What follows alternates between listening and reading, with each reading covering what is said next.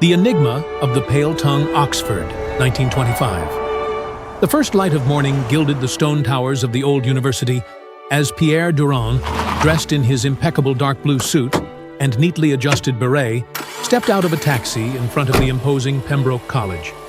Invited for an exclusive visit to the legendary Bodleian Library, he felt both honored and curious.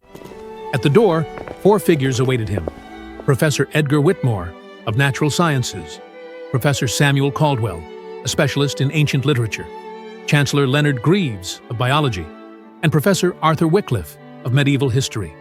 After brief greetings, the professors led him through the main hall to the section dedicated to English literature. Pierre listened attentively when suddenly Professor Whitmore began to cough violently. The sound echoed among the silent shelves. He staggered, clutched his throat, and collapsed with one arm stretched out. The librarian, Miss Evans, let out a muffled scream. Professor Wycliffe knelt to assist the colleague, but it was too late. Whitmore lay lifeless. As his head was gently lowered, the professor's mouth fell open, revealing a tongue completely white. Pierre was stunned. He had never seen anything like it. The police were called, and all exits were sealed. While the officers secured the scene, the remaining professors exchanged uneasy glances, murmuring about the strange phenomenon. Chancellor Greaves, with his thinning hair and weary gaze, commented, "In all my long academic life, I have never witnessed anything like this, although I vaguely recall reading something about cases involving white tongues." Greaves's words sparked an idea in Pierre's mind, a spark that quickly turned into action. He leaned towards Miss Evans and asked, "Mademoiselle, could you show me the book loan records for the past 2 weeks?" Intrigued, the librarian guided him to a polished wooden counter and handed him a thick ledger. Pierre skimmed through it carefully as the professors gathered around him, anxious. He paused, his finger marking a line. Reading aloud, he announced, "Silent essences, rare poisons of the ancient world. Borrowed just a few days ago by..." He paused briefly, and everyone leaned in, holding their breath. "Samuel Caldwell." A murmur of surprise rippled through the group, and all eyes turned astonished to Caldwell, who turned pale, took a step back, and, in a sudden impulse, tried to flee, unsuccessfully. The police quickly restrained him. As the culprit was handcuffed, Greaves, still shocked, turned to Pierre and asked, "At such a young age, how did you think to check the library records?" Pierre adjusted his beret calmly and replied, "In truth, it was the rarity of the case that caught my attention. If even the esteemed Chancellor Greaves, a specialist in biology, knew little about such a poison, I concluded that the murderer would have needed careful research." One of the professors, admiring, murmured, "Brilliant?" Pierre smiled slightly and added, "Actually, the brilliance was the victim's." When Professor Whitmore collapsed, his finger remained extended, pointing to a book on the shelf. "The author, Samuel Caldwell. I only needed to find confirmation in the records." Another professor, with a tired smile, commented, "It's fortunate that you're only beginning your academic life, Pierre. You can understand even the dead, while we, at our age, barely understand ourselves." They all laughed softly, and the group resumed their tour of the legendary library under the golden light filtering through the Gothic windows. The end. Da Vinci's Bicycle, London, 1925. A light rain tapped against the windows of the opulent British Museum, while the special evaluation hall welcomed a rather peculiar guest. Pierre Durand, 17 years old, navy blue beret over brown hair and sharp eyes behind a modest burgundy tie. He was the youngest guest invited to the institution that year. "Monsieur Durand, welcome. Prepare yourself to witness something even the greatest minds of the Renaissance could hardly have imagined," said the chief curator, Sir Aldous Pembroke, leading him into a smaller room with padded walls and controlled lighting. Inside, 3 experts awaited. At the center, holding a worn leather folder, stood an elegant yet uneasy man, Monsieur Battista, the supposed owner of one of the most unbelievable finds of the century. "Before we reveal the piece, one condition. Please lower the lighting. The paper is fragile, and strong light could damage it," he said, with a tone that hovered between authority and caution. The lights dimmed gently. Battista opened the folder with ceremonial flair and withdrew a yellowed sheet of paper. Everyone leaned in. It was, supposedly, a complete design by none other than Leonardo da Vinci, and astonishingly, It depicted a bicycle. Pierre held his breath for a moment. The lines were incredibly fine, the calculations precise, and the bicycle looked like something that wouldn't be fully realized until the late 19th century. Chain, frame geometry, fork trail, everything was there, flawless. Sir Pembroke was astonished. My God! If this is authentic, it will be an exceptional piece for the museum. But Pierre, silent, kept analyzing. He crossed his arms and stepped closer. Ladies and gentlemen, this design is fake. I'm sorry to say. Silence fell like a thunderclap. Batista scoffed with contempt. Boy, you don't know what you're talking about. Pierre turned to the curator. Sir Pembroke, look closely at the design and tell me, what's wrong with it? The curator examined the sheet for long seconds. I see no flaws. It's extraordinarily coherent. Pierre gave a faint smile. Exactly. It's perfect. And that's precisely what makes it suspicious. The curator's gaze faltered. Pierre continued. Leonardo da Vinci was brilliant, but also fiercely protective of his ideas. It was common for him to insert intentional errors in his notebooks, subtle flaws that prevented opportunists from replicating his inventions. The perfection of this design is, ironically, its biggest lie. Batista turned pale.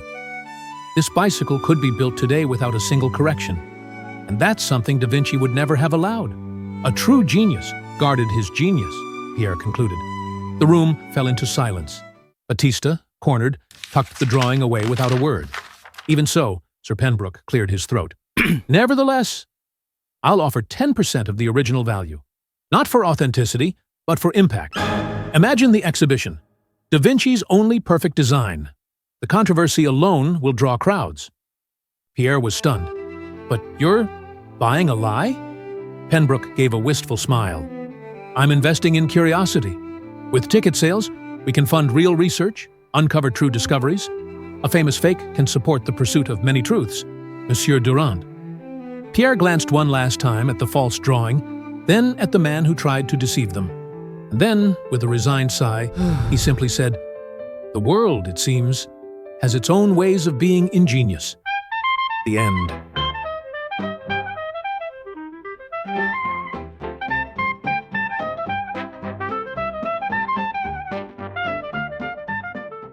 The Last Royal Note at Covent Garden, London, 1925. The Covent Garden Theatre gleamed like a jewel beneath London's Victorian arcades. It was a gala night celebrating the Queen's Jubilee. Ladies in satin gloves and gentlemen in tailcoats crossed the marble hall, crystal chandeliers casting flickers of candlelight. Among them stood a young man in a navy suit and snug beret. Pierre Durand, 17, future medical student, invited thanks to a friendship forged during a Paris-Calais train ride with the head of Crown Security. The evening's star, soprano Magdalena Bellini, was renowned for reaching the climax of Guglielmo Andrade's aria When Stars Fall with a power said to shatter glass. To keep electric bulbs from bursting, the theater had been lit solely by candles. The orchestra swelled, the choir soared, and the aria climbed toward its summit. One note, pure and possibly high, sliced through the air like a scalpel of crystal.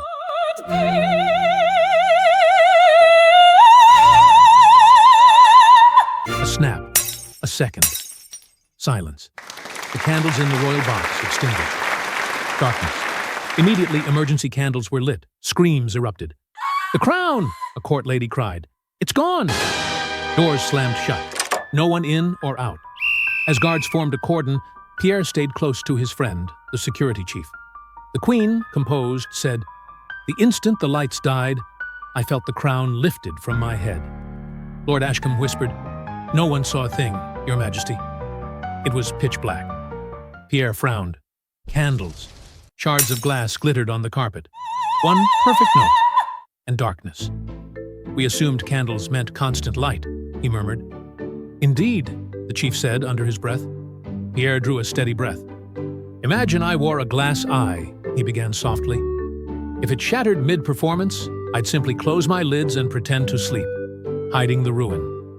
The Queen looked at him, intrigued. "What are you trying to say?"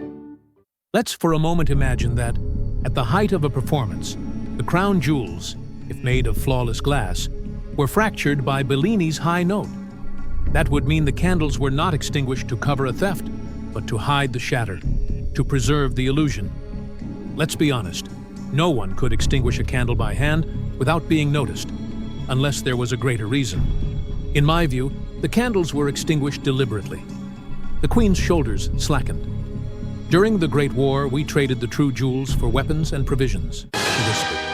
"They fed soldiers, secured our sovereignty." Pierre bowed. "Your Majesty, the people value those who fight for them, even more so when done in silence. That choice demands more courage than 1,000 coronations." The Queen smiled, but it was a melancholic smile.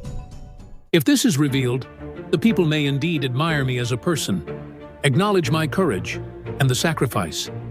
But beyond my figure, there's something greater, the spirit of the realm, and that must remain strong and intact. That is why the secret must remain hidden." She turned to Pierre. "Now that you know the secret of the British monarchy, I'm afraid you must." Pierre froze and thought quickly. Guards advanced. "With all due respect, there's no need for that. Your stance doesn't inspire fear in me, Your Majesty, but reverence. And with your permission, I would like to consider this a secret between friends, and a silence I will carry, not as a burden, but as a moral vow and a deeply personal allegiance." After a tense pause, she raised a gloved hand. "I shall consider." Near dawn, the royal entourage departed quietly. 2 guards escorted Pierre to the carriage. In his vest pocket lay a shard of emerald-rimmed glass, proof of what had shattered and of what must never be revealed. The end.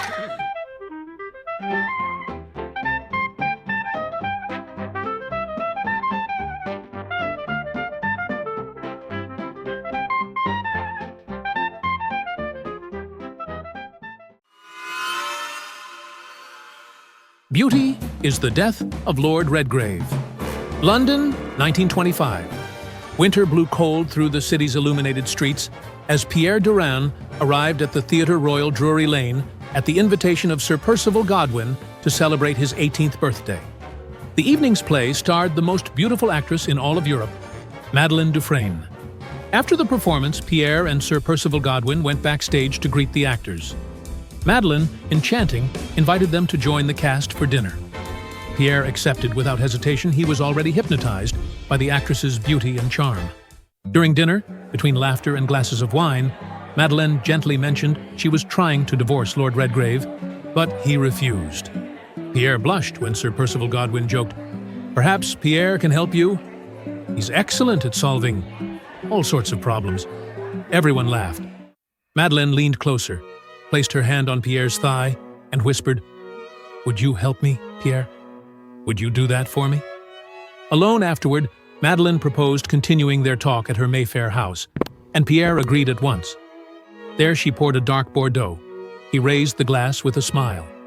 Moments later, she excused herself to change into something less formal. As soon as the door clicked shut, Pierre quietly decanted half the wine into an empty goblet and slid it behind the cut-glass decanters in the china cabinet. Madeleine returned in provocative lingerie. "Pierre, I have a problem." In the bedroom. Enchanted, he followed her. The two sat on the bed and embraced, wrapped in an atmosphere of desire and mystery. He woke up to pounding at the door the next morning. "The police?" Madeleine answered in a robe. One of the officers said, "Madame Dufresne, you are under arrest for the murder of Lord Redgrave." "But that's impossible. I didn't leave the house all night." The officer raised an eyebrow. "Is there anyone who can confirm that, madam?" At that moment, Pierre appeared, arriving in the room still hurriedly dressing. His hair was tousled, his eyes half closed. He looked around, dazed. "He was with me all night," Madeleine said firmly, turning to the officer. Back at his hotel in Bloomsbury, something gnawed at Pierre's mind. That night, he returned to the theater. After the show, he confronted Madeleine. "I can't be your alibi.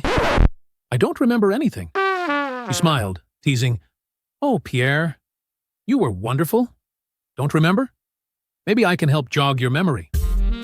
They returned to her house. Madeleine led him to the bedroom. After Pierre had shown all the vigor of his youthful hormones, she was breathless. and asked for a break to recover. Pierre went to the cabinet, took out the glass he had hidden, poured half of it into another glass, keeping the rest hidden, and offered it to her. She drank it eagerly. Within minutes, she fell asleep. Knock, knock, knock. A loud knock at the door. Madeleine awoke still drowsy and unsteady, threw on her robe, and opened the door. Police. Madame Dufresne, we have a warrant for your arrest. She looked at Pierre. Pierre, tell them we were together. He calmly replied, I'm afraid I cannot. You brought me here to be your alibi, drugged me, and thought I'd prefer the glory of having slept with you over the truth.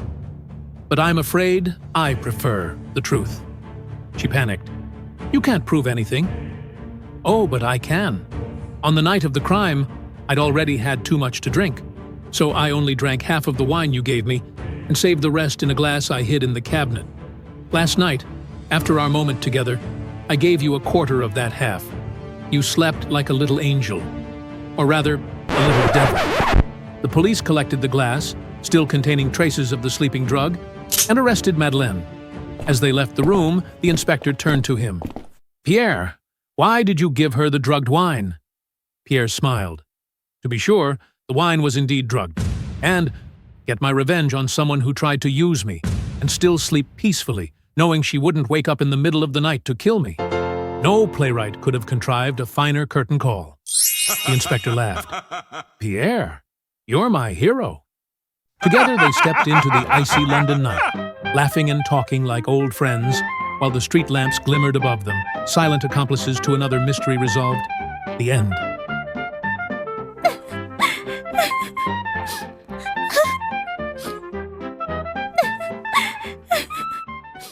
The Vanishing of Socrates' Bust, Scotland, November 1925. The biting wind swept across the hills of Aberdeenshire as Pierre Durand arrived at Balgowan House, accompanied by Inspector Bernard Fawcett. Both had been invited by the Graham family for a weekend in the Scottish countryside. Rest, scenery, and a bit of good conversation. The house, a well-preserved historic property, displayed its stone walls and large windows overlooking the green fields of the region. During dinner, Sir Ronald Graham, master of the house, proposed a card game for a few innocent pounds. Pierre noticed, as they played, that Sir Ronald took the game far too seriously, showing clear skill with the cards, like someone well accustomed to playing cards. After the game, everyone was invited to admire the bust of Socrates, a magnificent piece of white marble, finely sculpted, depicting the Greek philosopher with impressive realism and serenity. In the main hall, under a golden beam of light, the piece rested on a pedestal, solemn and imposing. Conversations and whiskies followed. Some guests remained in the library or the games room. Others, like Pierre and the inspector, went upstairs to rest and prepare for the next day's plans. At 2 a.m, Pierre was awakened by the sharp sound of breaking glass. He put on his dressing gown and went downstairs. Lights came on, and confused guests emerged. Some came down the hallways. Others emerged from the library, alarmed. In the hall, the pedestal stood empty. The bust of Socrates had disappeared. Sir Ronald claimed someone had stolen the bust, breaking the window to get in. The police were called, and Pierre remained silent, observing and listening closely to the testimonies. Professor Aldous said, I heard the glass, then footsteps. When I arrived, everyone was already here. Lady Margaret said, I was in the room. Ronald woke me. I would never leave the bust out of sight, but he wanted it displayed for the guests after dinner. Sir Ronald said, I was in the study. I ran when I heard the noise. I saw the broken window, but the bust was already gone. Lord Edwin and Miss Elspeth said, we were in the kitchen, having biscuits and milk. We only heard the noise. Mr. and Mrs. Whitmore, with Dr. Lennox, said, we were in the library talking. We heard a crack, then screams. No one passed through there. Everyone's alibis matched. Too perfect, almost as if rehearsed. Pierre stepped out onto the veranda. The wind was cutting. He approached the broken window, shards of glass, outside. He called out to his friend, Inspector Fawcett, and the others. When a window is broken from the outside in, the glass falls inside. Here, it's on the outside. It was broken from the inside out. Silence. Sir Ronald turned pale. Since the window was broken from the inside out, Pierre continued, that tells us the culprit is still among us. But who? The alibis fit together too neatly. like links in a chain. One supports the other, which leads me to believe they were all involved. A murmur of astonishment swept through the hall. It was a meticulously staged scene, Pierre concluded, a carefully prepared theater, so that the inspector and I would witness a theft that never happened. And who would doubt the testimony of a man from Scotland Yard? Sir Ronald lowered his eyes. The motive was clear: a gambling addiction, debts piling up, and the lure of insurance money to settle them. In front of everyone, Sir Ronald confessed. He apologized and, in silence, returned the bust of Socrates to its pedestal. Later, alone with Pierre, Inspector Fawcett asked, "How did you know they were all involved?" "I only knew the culprit was still in the house. I made the collective accusation on purpose. Not because I was certain, but to observe the reactions.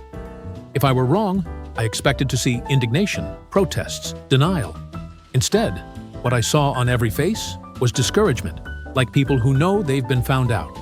That was enough." The inspector laughed. "You didn't just kill two birds with one stone, you took out the whole nest." Pierre smiled faintly. "Gambling addiction is a silent disease. It drives men to despair. Maybe, with a chance, he can recover." "We'll see, Pierre. We'll see," Fawcett replied, and the two walked silently along the damp trails of the Scottish countryside as the morning mist began to rise over the hills. The end.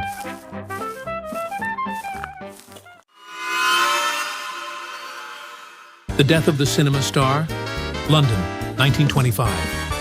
The elegant facade of the Royal Regent Theatre gleamed under the spotlight. It was the premiere of The Secret of Shadows, a highly anticipated British film. A select group of guests filled the velvet seats. Among them, Pierre Durand, invited by the studio owner after earning a notable reputation at Oxford. The leading actress, Margaret Wells, arrived radiant on the red carpet. Her beauty eclipsed the flashes of the cameras. Moments later, Vivian Drake, the supporting actress, appeared, smiling and greeting the journalists. The lights dimmed, and the film began. After the final applause, the guests moved to the theater's foyer, adorned with golden chandeliers and velvet curtains, exuded the scent of flowers and champagne. Trays of canapes circulated discreetly. The air buzzed until a scream sliced through it like a blade. "Maggie is dead!" Pierre rushed toward the side room. The actress lay pale upon the floor, a champagne glass tipped beside her. A small bruise revealed the cause. Inspector Graves took control of the scene. It was soon determined: death by a blunt blow to the head. The doors were immediately locked. No one would leave until everyone had been questioned. The statements unfolded, one by one. The director declared, "I was with my secretary in the men's room. We neither saw nor heard anything." The secretary confirmed, blushing slightly. "Yes, we were about to return, but got a bit distracted." Richard Hale, who had played Margaret's romantic partner in the film, said, "I was starving and went to the kitchen for more canapes. I spent quite a while there." The composer of the score stated, "I was speaking in the foyer with Margaret's husband. We were discussing the score for the next film." Margaret's husband added, "Indeed, we stayed together the entire time." The producer reported, "I was with the studio owner discussing future projects." The studio owner confirmed, "Exactly. We were together at the reception."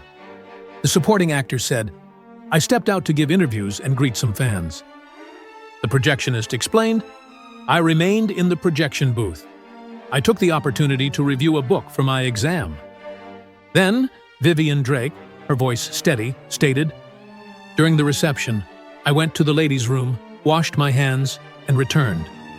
Lastly, the theater attendant reported, "Before the reception, I placed a new package of paper towels in the ladies' room." There was something off in Vivian's account. As the questioning continued, he discreetly approached the theater attendant. "How many sheets are in each package of paper towels?" 150, monsieur. The packages are always sealed." Pierre whispered a request.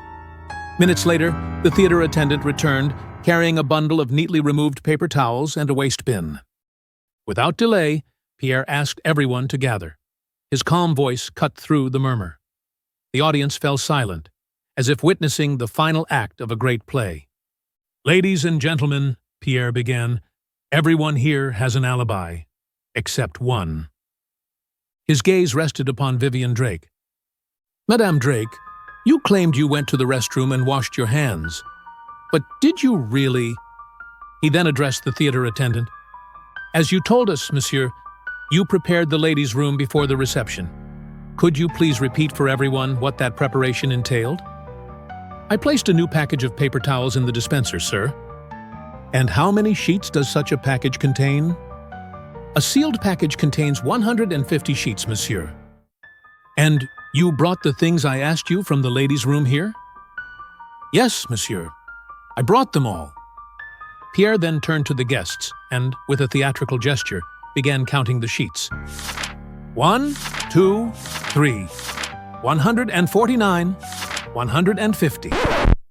All the sheets were intact. Vivian crossed her arms, her voice trembling, though she struggled to maintain her composure. "The manufacturer may have packed more than 150 sheets. There's a margin of error. This proves nothing." Pierre offered a slight smile. Without a word, he stepped forward and, with a sharp motion, kicked the waste bin that the theater attendant had brought from the ladies' room. It toppled, slowly spinning until it came to rest on its side, producing only a hollow sound. No sheets, no trace. He turned to the guests and stated firmly, "Even if there had been an extra sheet, it would still have been discarded here. The fact that all the sheets remain intact and the bin is empty proves that Madame Drake never went to the restroom as she claimed. She lied and is the only one without an alibi at the time of the crime. Therefore, she is the only one who could have attacked Margaret." Vivian staggered, her hands covering her face. "This proves nothing. But the words failed her. At last, sobbing, she fell to her knees. "I hated her, always in the spotlight. I would never be a star while she lived. We argued. I pushed her. She fell."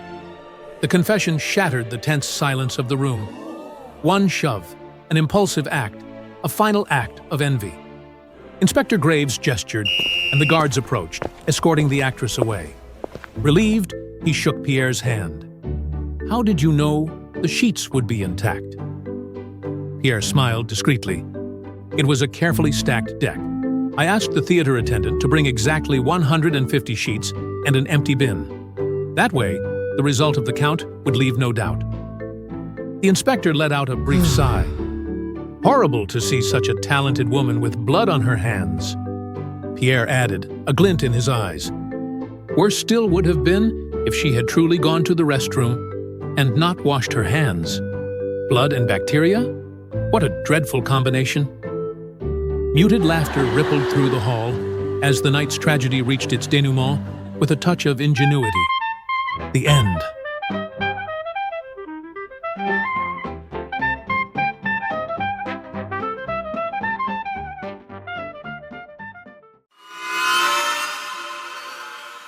The Case of the Counterfeit Note, St. Albans, England, 1925. The golden afternoon bathed the main market stalls, where fruits gleamed like jewels, and the cries of vendors competed with the sound of an old barrel organ. Pierre Durand, 18 years old and keen-eyed beneath his navy blue beret, walked casually, absorbing the aromas and British accents, until a commotion pulled him off course. In the small bookshop on the corner of the square, a middle-aged man argued with the clerk, while a police officer tried, without much success, to intervene. "I'm telling you, this note is a counterfeit," exclaimed the bookseller, holding a banknote by its edges, as if handling something filthy. "And I'm telling you that's not the note I gave you," retorted the customer. "You swapped it for that one." The officer scratched his head, hesitant. Pierre stepped forward. "Excuse me, I'm Pierre Durand. Perhaps I can help." The officer raised an eyebrow, surprised. "Pierre Durand? Wait, I've heard my chief mention you. Said you helped crack some truly remarkable cases. What do you think you can do here?" Taking the note, Pierre examined it under the window light. The forgery was crude. Wrong paper, incorrect texture, imprecise details. He looked at the customer. "You said the note you gave had a serial number starting with 04071903. It's not common to check serial numbers. Why did you do that?" "It's my mother's birthday. When I picked it up earlier, I noticed it. That kind of thing sticks in your mind. I saw the bookseller do a sleight of hand and hide the real one. It must be in the till. Pierre checked the register drawer. There were 3 notes of the same denomination. One of them, indeed, began with the stated digits. The customer smiled, triumphant. "See? It's there! That proves I'm telling the truth." Pierre remained calm. He turned to the officer. "Please call the forensics team. We'll need fingerprint analysis." "Fingerprints? But what for? I already proved the real note is there. Of course, my fingerprints will be on it." "Not yet, sir. If your fingerprints are on the real note, that doesn't mean much. You might have handled it earlier in an entirely innocent context. There's no crime in handling an authentic note." Pierre held the counterfeit note between his fingers. "But if your fingerprints are on this one, then there will be no doubt you handed the fake to the bookseller. Contrary to what you believe, it's not about you recognizing the note. It's about the counterfeit note recognizing you. If your fingerprints are here, there's no doubt it was you who handed it over. That, sir, will be the proof." The man fell silent. His eyes darted between the officer and the bookseller, who now smiled. Then, suddenly, the customer turned and bolted out the door. The officer gave chase. The bookseller, still trembling, expressed his thanks. "How did you know he was lying, even with the correct serial number?" Pierre adjusted his beret. When someone is too sure about a specific detail, even before it's verified, they usually want to control the narrative. He knew the note would be in the till because an accomplice had probably used it earlier. The plan was simple: hand over a fake, mention a memorized serial number, and pretend to be the victim of a swap. The bookseller muttered, "You seem to have a sixth sense for these things." Pierre smiled. As he left the shop, the bookseller caught up with him carrying a small package. A gift. A book on esotericism. Maybe it explains your gift? Pierre chuckled, a bit awkwardly, unsure if the gesture was sincere or a jest, and accepted it.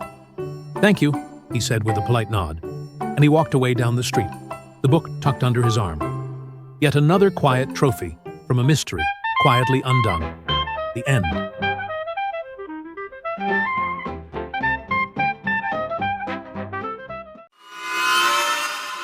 Unraveling 2 thieves with just one word. Cornwall, autumn 1920. 18-year-old Pierre Durand had accepted a rare invitation. A weekend at a luxurious seaside spa in Cornwall. 6 other guests were present, all strangers to one another, but each with distinctive traits. There was Mr. Auguste Fontaine, a middle-aged man always carrying a book of French poetry and wearing a reserved expression. Lucy Reynolds, an elegant young English socialite with a passion for gardening and a gentle smile. Thomas Montgomery, a cheerful man with a stutter, whose stammering was regarded as a charming quirk. Dr. Sarah Bennett, a retired physician with a keen eye and calm voice, accustomed to attending to every detail. Lord Henry Blackwood, a charming English aristocrat and enthusiastic tennis player with refined manners.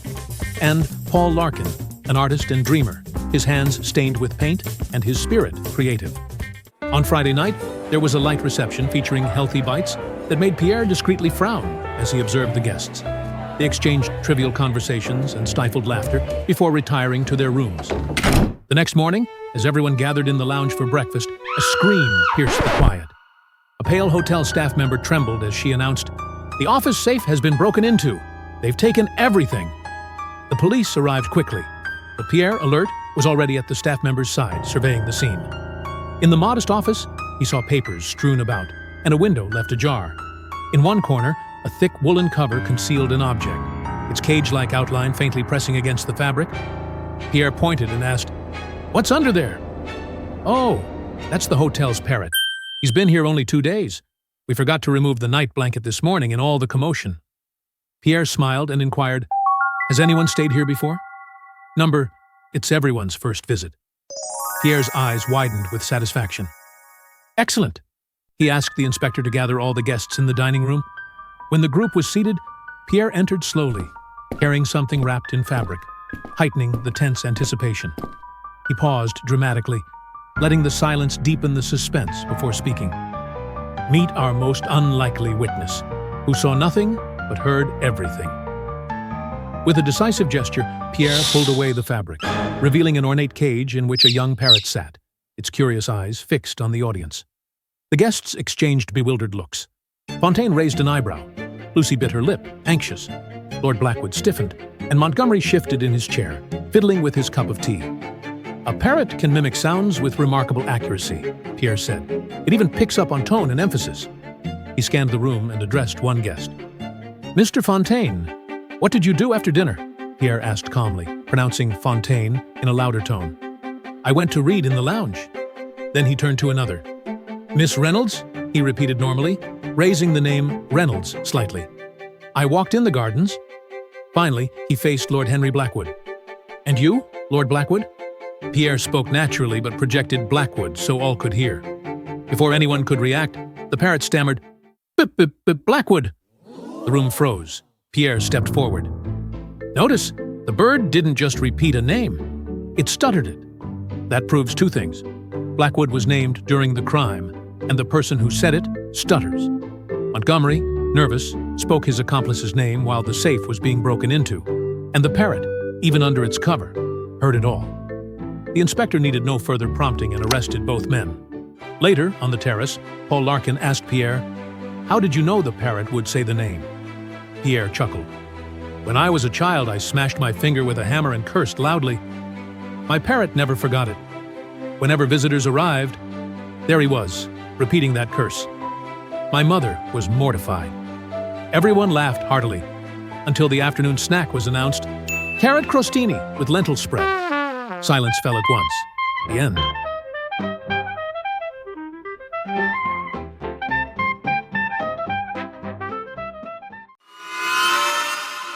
Who's the Spy in Monte Carlo? Under the cover of a London street at night, Pierre Durand was ambushed, blindfolded, and taken to the headquarters of the Secret Intelligence Service. There, he received a mission. Travel to Monte Carlo and identify, among 5 VIPs, Geneviève Charpentier, Victor Chevalier, Edouard Bellec, Paul Lambert, and Alma Bertrand, which one was the spy betraying the crown. His youthful face, still unknown to the public, granted him free access to the Royal Hall of the Monte Carlo Casino without arousing suspicion. Guided into the Royal Hall, Pierre slipped the invitation into his pocket and approached Geneviève Charpentier. Pierre drew near with a sly smile and extended his hand in invitation.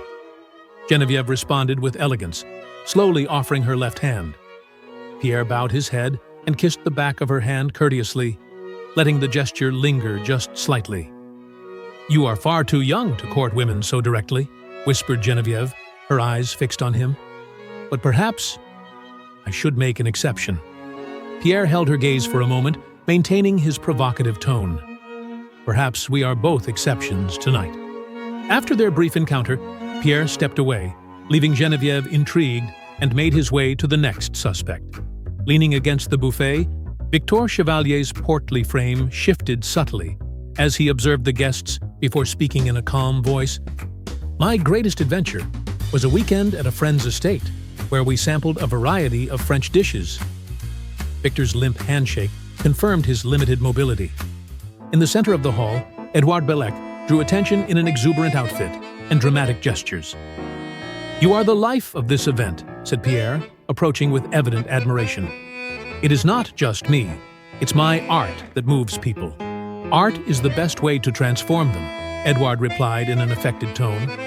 All eyes continued to follow his flamboyant persona. By the roulette table, Paul Lambert watched the game with focused intensity. "What's the best strategy to win at roulette?" asked Pierre, noticing the slight tension in Paul's shoulders and the distant look he avoided meeting. Paul shrugged with a non-committal tilt of his head. "Strategy? I have none," he admitted. "I just pick a number and hope for the best." In a quieter area of the Royal Hall, Pierre spotted Alma Bertrand seated on a sofa, detached from the buzz around her. "I prefer moments of calm," Alma confided with a sigh. "I had my fill of excitement while my husband was alive." After the event concluded, the Secret Service agents escorted Pierre to his hotel room, and once inside his hotel room asked him, "Who is the spy?" Pierre pulled the invitation from his pocket, studied the crest, and sighed. "It's Geneviève Charpentier."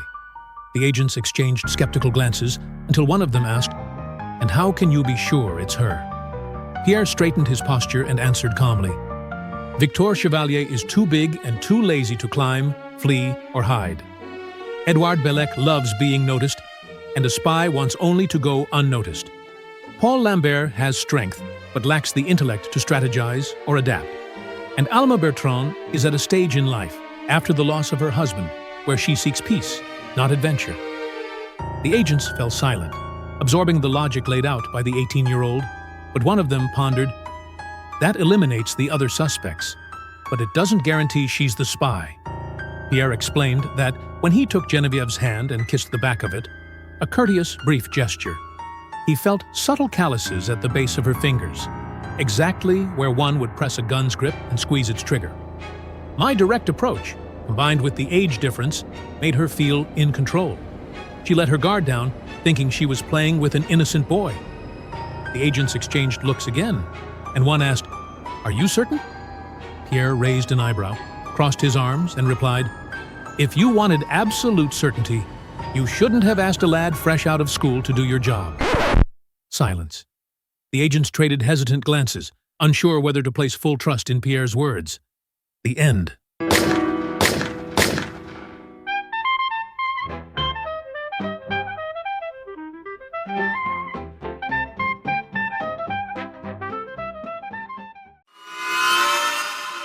The case of the three shops in Cognac. It was the eve of a bank holiday in Cognac, the town where Pierre had spent his childhood vacations, and the square buzzed with a street fair. Accordion strains mingled with laughter as stalls brimmed with candied apples and wooden toys. Pierre recognized a familiar face among the vendors, Mr. Dumas, the owner of the old candy stand who used to sell him caramels as a child. "Monsieur Dumas," Pierre exclaimed with a smile. "Pierre Durand? Mon Dieu, how you've grown!" Mr. Dumas replied, visibly moved. They spoke for a few minutes. Pierre remarked on how much the town had changed, pointing out 3 cheek-by-jowl storefronts, a gardening shed brimming with shovels, a locksmith's gilded display of locks, and a grit and cement supplier. Mr. Dumas smiled, though a flicker of concern crossed his face. "Ah, mon garçon, those shops aren't the only new developments. We've been feeling small tremors throughout the day." "Tremors? Since when?" Pierre asked, instantly alert. "About 3 months now, ever since those shops moved in." At that moment, a local policeman approached to buy a candied apple. "Good morning, Officer Remy," Pierre said casually. Mr. Dumas chuckled. One of the few things that never changes in this town is Officer Remy. Always present, always kind.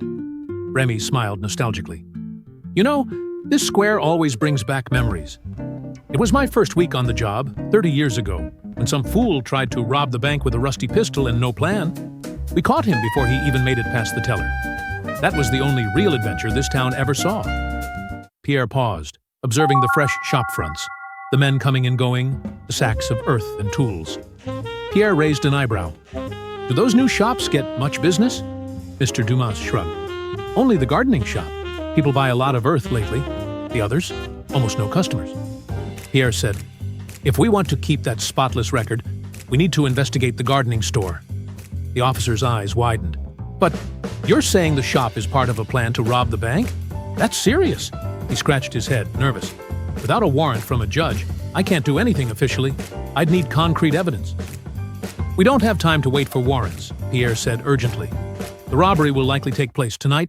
Let's go speak directly with the bank's owner." The banker, a stern traditionalist, welcomed them into his home, and after some hesitation, the banker agreed to let the police hide in the bank's basement that night. Remy, 3 other policemen, and Pierre waited in silence near the vault. At 2 a.m, they heard a faint crack, followed by the sound of a wall being breached. When the thieves finally broke through the wall on the vault's floor, the police sprang into action. Remy barked orders, and they cuffed 4: the garden shop owner, the builder, the locksmith in the tunnel, and the driver in the getaway car.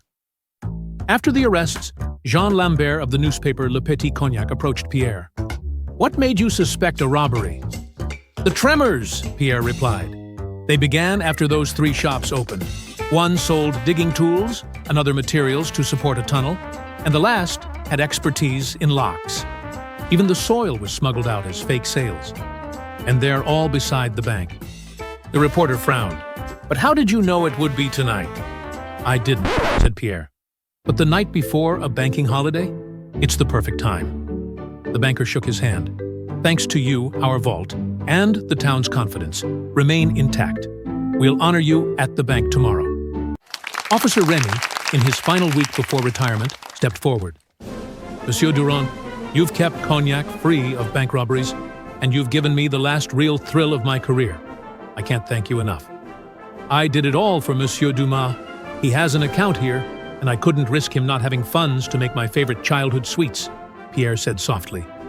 Sometimes, you just need to listen to what the town is telling you, even when it whispers through the faintest grumbles of the earth.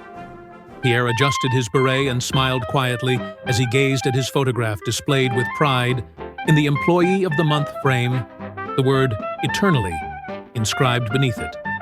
The end.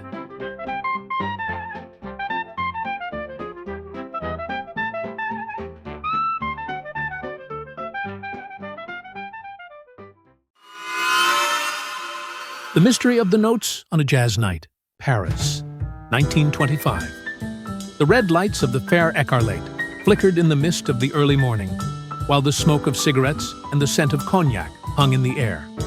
Pierre Durand, in his impeccable beret and dark blue suit, accompanied a friend to listen to the jazz band Les Flammes de Minuit that enlivened the Parisian night.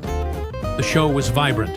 The drums marked the rhythm, the bass pulsed deeply, the guitar led with energy, and the singer's voice filled the hall. When the last applause echoed, Pierre's friend remarked, "I know the musicians. Shall we see them in the dressing room?" Before they could get there, a shout cut across the hall. "The night's money is gone!" cried the cashier, terrified. The police arrived quickly, along with Inspector Beaumont, an old acquaintance of Pierre. After a brief exchange of glances, the inspector smiled. "Since you are here, young man, come. Perhaps your sharp eyes can help." The two began the questioning. In the dressing room, the guitarist, a thin young man with disheveled black hair and an intense gaze, was putting new strings on his guitar. He explained that they had snapped during the last song, but fortunately, the audience hadn't noticed. In the kitchen, the bassist, heavy-set, with an ever-hungry expression and calloused fingers, rummaged through food tins looking for biscuits, claiming hunger after the performance. At the entrance, the drummer, a tall man with a relaxed posture and restless eyes, was poking through the trash can while smoking a cigarette, saying only that he needed some air. And finally, at the bar, the singer, an elegant young woman wearing a tight dress and with a velvety voice, adjusted her skirt and ordered a dry martini. When all had been questioned, the inspector sighed. "Nothing makes sense? And you, Pierre?" Pierre adjusted his burgundy tie and replied calmly, "I believe I know who the thief is and where the money lies." The inspector, surprised, ordered everyone gathered in the dressing room. The silence was heavy when Pierre spoke. "It makes no sense for the cashier to steal from himself. The barman was behind the counter all night. That leaves only you, the band. The bassist could hide it in a tin of biscuits, but that would be a risky hiding place, since the staff frequently visited for a snack. The drummer could use the trash, but sooner or later someone would notice the money inside. As for the singer, we saw her fiddling with her skirt, but her dress is so tight-fitting that it could not possibly conceal such a large sum without being noticed." Pierre stepped closer to the guitarist, looking straight at him. But inside a guitar, the money could easily pass through customs unnoticed. The guitarist turned pale. The police loosened the guitar strings and, through the round sound hole, pulled out the bundle of notes. The inspector, astonished, asked, "But how did you know it was in there?" Pierre smiled. The performance was flawless until the last song. Suddenly, the guitarist played with disproportionate force. He needed to break the strings deliberately to make room to slip the money inside. When we saw him replacing the strings, he was really covering up the crime and making it seem that the inside of the instrument was inaccessible. A silence followed by applause filled the room. The singer, amused, winked at Pierre. "I'll compose a song in your honor, mon amour. It is going to be called Put It in the Hole." Pierre immediately blushed. "I just hope it doesn't become too popular. Otherwise, I'll have a lot to explain to my mother." Everyone laughed. The mystery was solved. The end.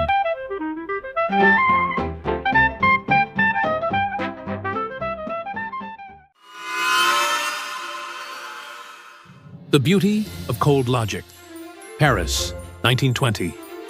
The January wind came thin and persistent, and the city's fireplaces barely broke the cold in one's bones.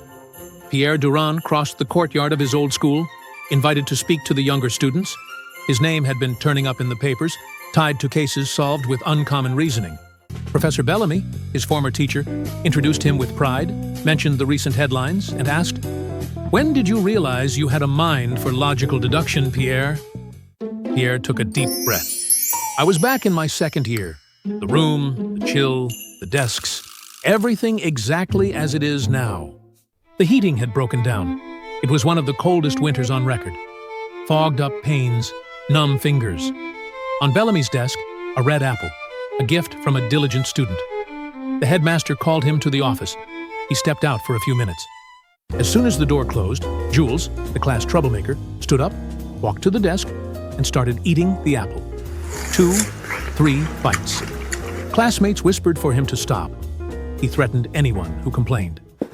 Hearing footsteps in the corridor, he dropped the apple core and ran back, throwing himself into his seat. Bellamy came in, saw what was left of the fruit, and didn't lecture. He simply said, "Up, everyone!" The class sprang up, fear and silence snapping into place. Bellamy then walked slowly between the rows. He lightly brushed a hand over each seat. When he stopped behind one of the chairs, he stared at the student sitting in it and said, calmly, "To the headmaster's office, Jules. Now, I hope the apple was worth the punishment.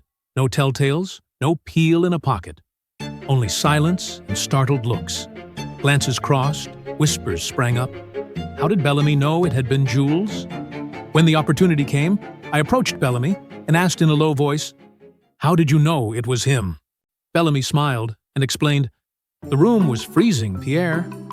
In that cold, the wood kept the body's warmth for minutes. The palm is enough to tell. When I had everyone stand, I ran my hand over the seats. Most still held the warmth of whoever had been sitting, except one. Jules's was cold, ice cold, like someone who'd been away long enough to eat an entire apple.' I was amazed at the clarity of the reasoning. A simple, almost invisible gesture revealed what eyes could not see.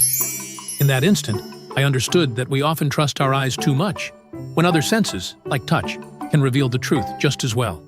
A girl raised her hand, amused. I went through something similar the other day. I arrived early. It was just me and one classmate. I smelled a fart. I asked if it was him. He denied it. I knew it hadn't been me, so it had to be him. If only my sense of smell had been turned off. The class laughed. Pierre nodded. "Deduction by elimination, mademoiselle. Keep that. It will give you good stories." The bell rang. In the corridor, Pierre said goodbye to Bellamy and stepped out into the courtyard, certain he had planted good seeds there. The end.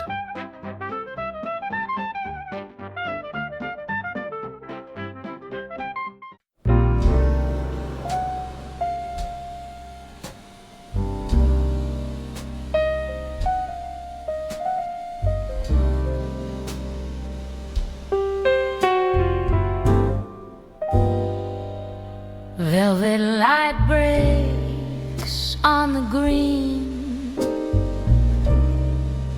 The room is thick with smoky bats.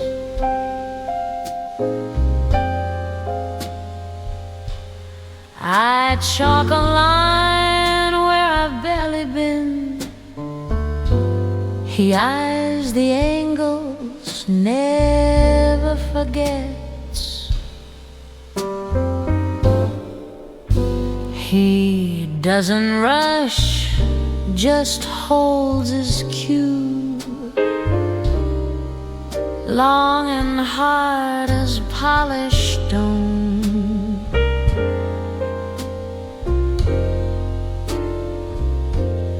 I leave the shot right where he sees it, but he still won't play the game.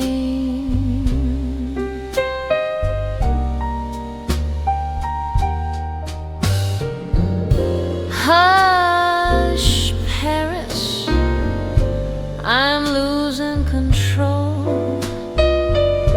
If he won't make a move, I swear I'll explode or put it in the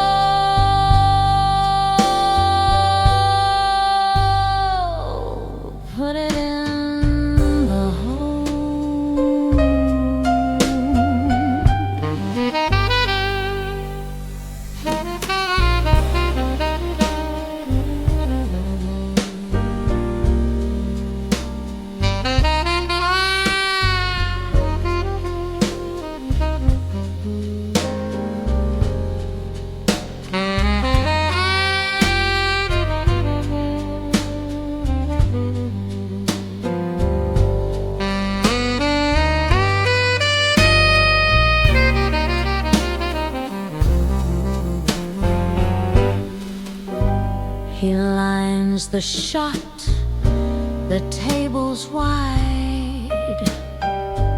One ball left and he's close to win.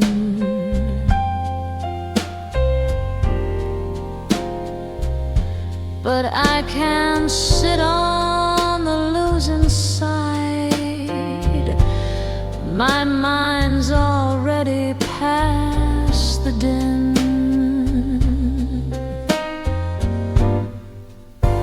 I dream of after, sweat and lace, his name still humming in my soul.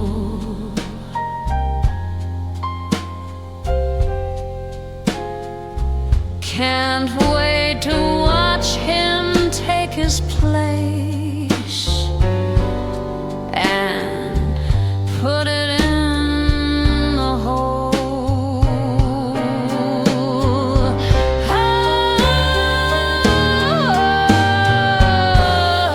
Hush, Paris, I'm losing control. If he were a move, I swear I'll explode or put it in the hole.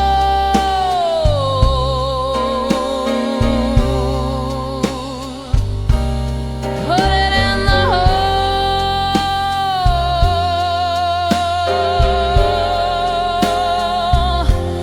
Put it in the hole.